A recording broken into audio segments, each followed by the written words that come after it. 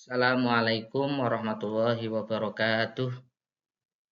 Selamat sore teman-teman semuanya. Alhamdulillah pada kesempatan sore hari ini kita bertemu dengan mata kuliah Qawaidul Fiqhiyah pertemuan yang ketiga dengan saya Agus Setiawan, dosen tetap Prodi Hukum Ekonomi Syariah, Sekolah Tinggi Agama Islam Al-Fatah Pacitan, Yayasan Pondok Pesantren Al-Fatah Kikil Arjosari Pacitan.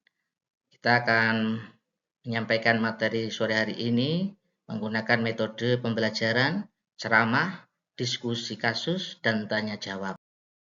Lanjut saja, berkaitan dengan pertemuan sore hari ini, kita akan membahas 5 kaidah dasar di dalam Qawaidul Fiqhiyah.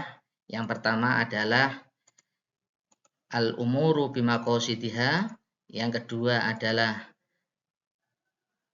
al-yakinu la yuzalu bisyak, yang ketiga adalah al-masyaqqatu tajlibut taisir, yang keempat adalah ad-dararu yuzalu, dan yang kelima adalah al-'adatu muhakkamah. Lanjut. Kaidah pertama yang akan kita pelajari sore hari ini adalah terkait dengan kaidah yang pertama, yaitu al-umuru bimaqasidiha. Segala sesuatu tergantung pada tujuannya. Maknanya adalah hukum suatu perbuatan tergantung pada niat dan tujuan pelakunya. Setiap perbuatan hukum dalam syariat Islam dinilai dan ditentukan statusnya berdasarkan niat dan tujuan pelakunya. Dengan kata lain, maksud atau niat di balik suatu perbuatan menjadi penentu hukum dan konsekuensinya. Oke, lanjut. Dasar dari Al-Quran, kaidah yang pertama, al-umuru bimaqasidiha, adalah Al-Quran surah Al-Bayyinah ayat 5. Yang akan saya baca. Bismillahirrahmanirrahim. Wa ma umiru illa liya'budullaha mukhlishina lahuddin. Padahal mereka tidak disuruh kecuali supaya menyembah Allah dengan memurnikan ketaatan kepadanya. Ayat ini menunjukkan bahwa nilai ibadah tergantung pada keikhlasan niat. Adapun dalil Al-Quran yang kedua adalah surah Al-Insan ayat 9. Saya persilahkan pada mahasiswa atas nama Riyaduratul Fitriyah untuk membaca ayat yang kedua. Silakan. Terima kasih. Selanjutnya, penjelasan dari ayat yang kedua itu menjelaskan bahwa amal atau memberi makan menjadi bernilai ibadah karena niat yang ikhlas. Kemudian dasar hadis atau dasar dari hadis berkaitan dengan kaidah yang pertama, al-umuru bimaqasidiha, adalah hadis paling terkenal, populer, yaitu Bismillahirrahmanirrahim. Innamal a'malu binniyati wa innama likulli imri'in ma nawah. Sesungguhnya setiap amal itu tergantung niatnya, dan setiap orang akan mendapatkan sesuai dengan apa yang ia niatkan. Hadis riwayat Bukhari dan Muslim. Hadis ini adalah dalil utama bahwa sahnya suatu amal perbuatan dan nilai suatu amal perbuatan itu tergantung apa yang diniatkannya. Oke, lanjut. Sekarang masuk kepada contoh permasalahan fikih diaplikasikan dengan kaidah fikih al-umuru bimaqasidiha. Segala sesuatu tergantung pada tujuannya atau niatnya. Yang pertama, saya akan mencontohkan berkaitan dengan sholat. Sholat bisa sah atau tidak itu tergantung niatnya. Contohnya atau misalnya, waktunya sholat duhur. Kita niat kok waktu sholat asar atau niat sholat asar, maka sholatnya menjadi tidak sah. Wudhu juga begitu, bisa sah atau tidak juga tergantung niatnya.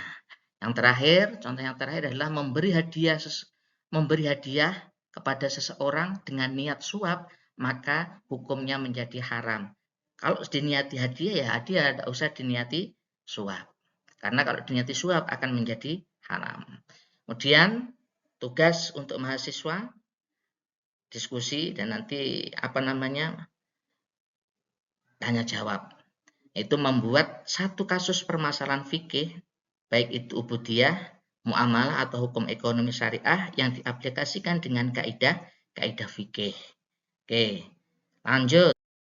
Kesimpulan dari kaidah yang pertama, al-umuru bimaqasidiha, segala perkara atau segala sesuatu tergantung pada tujuannya atau niatnya, yaitu penilaian terhadap suatu perbuatan dalam Islam sangat ditentukan oleh niat pelakunya. Jadi, niat menjadi pondasi penting dalam membedakan antara ibadah dan adat, halal dan haram, serta benar dan salah. Berdasarkan hadis, innamal a'malu binniyati wa innama likulli imri'in manawa. Selanjutnya, nilai atau nilai yang sesuai dengan mata kuliah atau kaidah-kaidah fikih terhadap moderasi beragama adalah menghargai perbedaan pendapat. Jadi ketika ada berbeda pendapat, ya wajar, itu sunatullah, maka harus kita menghargai. Kemudian integrasi Islam dan sains, itu qawaidul fikih atau kaidah-kaidah fikih merupakan pendekatan multidisipliner yang berupa menyinergikan nilai-nilai keislaman dengan temuan dan metode ilmiah modern.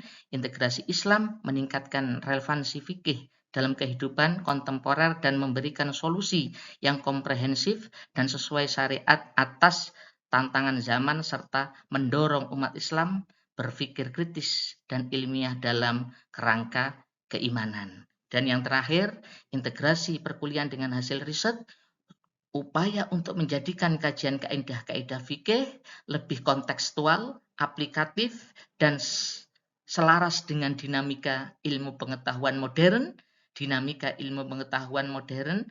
Pendekatan ini dapat hanya mengajarkan teori kaidah fikih, tetapi juga mengkaitkannya dengan realitas empiris yang terungkap melalui hasil penelitian di berbagai bidang.